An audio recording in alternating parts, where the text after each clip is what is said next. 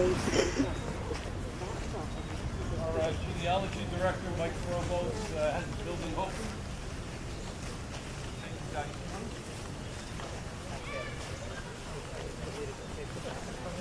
So before we go in, I would just urge you to sort of gather here, take a look at the building. It was being destroyed for a while by these hedges that were beginning to sort of eat away at everything. So we've exposed a lot of the building recently. So again, river as home. I mean, the Dutch are used to living on the rivers.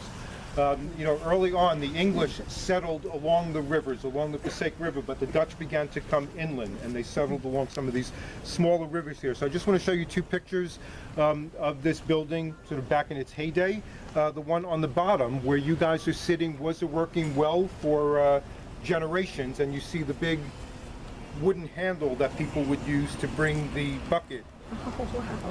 Yeah. Oh, now it's got some pasta in it. So the building has not changed much. This was considered a big house? No. You know, Kingsland Manor was certainly a bigger house. No, this is a solid house. When you see inside, it's sort of not. It's not a mansion. It's not particularly fancy, but it is a solid early settled house. And we have a question. These pictures were taken when? These pictures, I believe, were taken in the very early 40s, maybe 1941, by the U.S. Government. So the Dutch have a tradition, at least here, a lot of the Dutch houses, if you know the Van Riper House on River Road, if you know Kingsland Manor, there are stones that are carved or placed on the outside of the buildings, usually with a date and with initials of somebody, either the original owner, the builder, or some important dates for it. So these are legitimate stones that are in those buildings. You can see them today. You see here carvings in the building here, but those are not. Those are fake. Fake meaning that this building, by the way, this building is part myth and part real. The myth up until maybe 50 years ago was people believed that this building dated back to 1702. That it was originally built by a guy named Bastian van Giesen. It was thought that because there was a house built, and it was thought to be built by someone named Jacob Vreeland. It was thought that because there was a legitimate 1702 house which no longer exists on River Road that looked like this, actually that this stone that I'm showing you here was taken from. The fact that this is 1792 is a whole nother story. Come to a lecture on that sometime. People actually filled in the 9 to make it a 7 to fit the history. So this picture, by the way, I wasn't going to get into it, but this is a picture that I took that's on Kingsland Manor wall. It says 1709, but I found a 1907 picture of that original stone and found out a story that they really wanted it to be a 1702 building. When they found this stone that nobody had seen for decades and uncovered it, it said 1792, so they convinced themselves that some kids somewhere along the way thought they were playing a joke and carved that into a 9. So this, I think, is the original stone, but that has been altered there. So the tradition is around. But in this very book, which was the earliest history of Nutley, written back in 1907, the author goes out of her way to mention that the Vreeland house doesn't have any of these carved stones in it. She wonders why. Fast forward to 1941, when the government comes and takes those pictures that were shown, the black and white pictures that we showed you a minute ago, the outside. They also make some detailed drawings of those stones, right? Okay. So I know that they were carved here in 1940.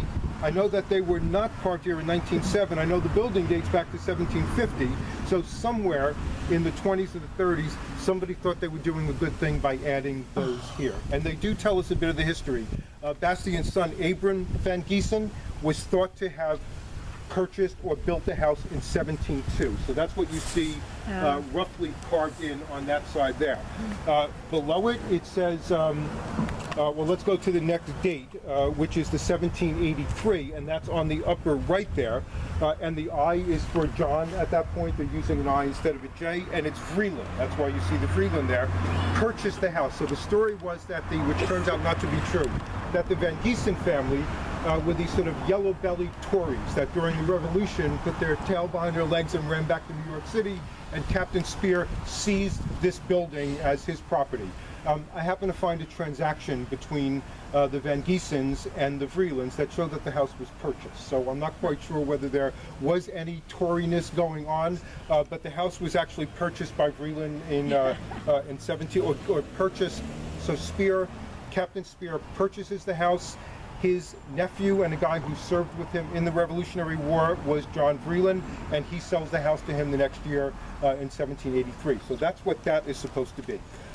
Abraham Vreeland, I don't know what that little tick is there, but Abraham Vreeland, it should be that, inherits the house from his ancestors in 1821, and Warren Vreeland, his son, is born there in, purchases the house again in 1883. So there's a history of the house that somebody centuries later decided to put onto this. It's some useful dates, but it's more about the myth.